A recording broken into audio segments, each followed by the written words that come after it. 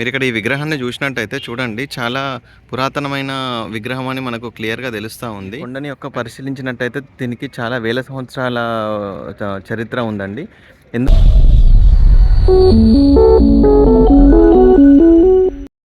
Hi అండి, welcome to my channel. ఇప్పుడు మనం రామగుండం పట్టణంలో ఉన్నాము. ఈ రామగుండం అనే పేరుకి చాలా చరిత్ర ఉందండి. శ్రీరామచంద్రుల వారు వనవాసానికి వచ్చినప్పుడు ఇక్కడ కొండ ఉంటుంది. ఈ కొండపై బస చేసినట్టు చాలా ఆధారాలు ఉన్నాయి. సో ఈ ప్రాంతంలోనే మనకి హనుమాన్ దేవాలయం రీసెంట్గా ఏర్పడింది. ఇప్పుడు మనం వెళ్ళి చూద్దాం. ఇక్కడే మనం హైదరాబాద్ నుంచి గోదావరిఖని వెళ్ళే బస్సెస్ నిలిపే చోట అండి. ఇక్కడే మనం దిగాలన్నమాట. సో దీన్ని బీపవరాజు గడ్డ అంటారు. ఇక్కడ నుంచి మనం లెఫ్ట్ సైడ్కి వెళ్తే మన రామగుండంలో ప్రసిద్ధి గావించిన చాలా టెంపుల్స్ మనం చూడొచ్చు.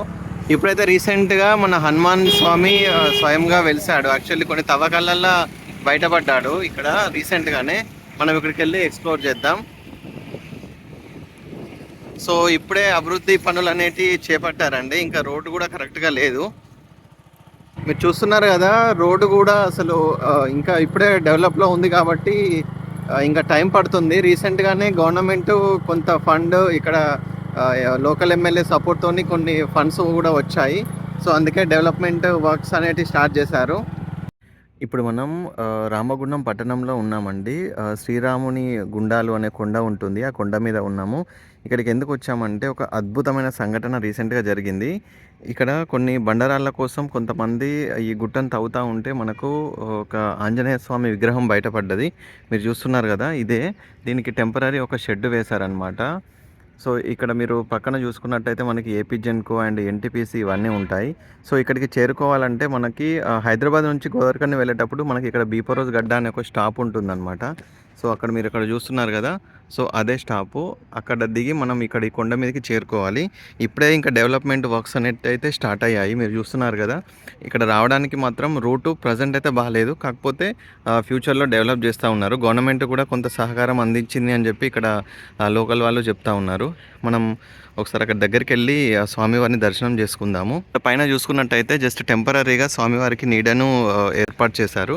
మీరు ఇక్కడ ఈ విగ్రహాన్ని చూసినట్టయితే చూడండి, చాలా పురాతనమైన విగ్రహం అని మనకు క్లియర్గా తెలుస్తూ ఉంది. అండ్ ఇక్కడ రీసెంట్గా పూజలు కూడా స్టార్ట్ చేశారు. అండ్ మనకి ఇక్కడ స్టార్టింగ్ రోజు కూడా మనకు అన్నదానం ఇవన్నీ కూడా పూజలు ఇవన్నీ కూడా ఏర్పాటు చేయడం జరిగింది. మీరు ఈ కొండని పరిశీలించినట్టయితే దీనికి చాలా వేల సంవత్సరాల చరిత్ర ఉందండి. ఎందుకు అంటే ఇక్కడ శ్రీరాముడు వనవాసం చేసినట్టు చాలా చారిత్రక ఆధారాలు ఉన్నాయి. అండ్ శ్రీరామచంద్రులు సీతా సమేతంగా వచ్చినప్పుడు వనవాసానికి వెళ్ళే టైంలో ఇక్కడ బస చేశారని చెప్పి చాలా ఆధారాలు ఉన్నాయి. ఇక్కడ శ్రీరామ గుండాలు మీరు చూసినట్టయితే మీకు క్లియర్గా చాలా ఆనవాళ్ళు మీకు దొరుకుతాయి అన్నమాట. గుండాలు అని ఉంటుందన్నమాట. అది కూడా ఇంకా డెవలప్ అవ్వాలని మనం కోరుకుందాం.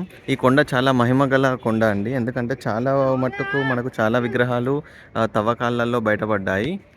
ఇక్కడ మనకి స్వామివారికి పంచ కట్టడం వల్ల మనకు ఫుల్గా కనిపిస్తలేదండి. ఇక్కడ పక్కన ఫ్లెక్సీ ఉంది కదా, ఫ్లెక్సీలో చూద్దాం మనం, క్లియర్గా ఉంది మనకి. సో స్వామివారు మనకి హనుమాన్జీ తవ్వకాల్లో బయటపడ్డప్పుడు ఇలాంటి రాయి ఉంది. ఆ రాయికి ఇట్లా నిలబడి విల్లు పట్టుకున్న యొక్క విగ్రహాన్ని మనం చూడొచ్చు. ఈ స్టోన్ను చూస్తేనే మీకు అర్థమైపోయి ఉంటుందండి, చాలా పురాతనమైన స్టోన్ అని చెప్పేసి. నిజంగా ఈ యొక్క కొండ చాలా మహిమగలది.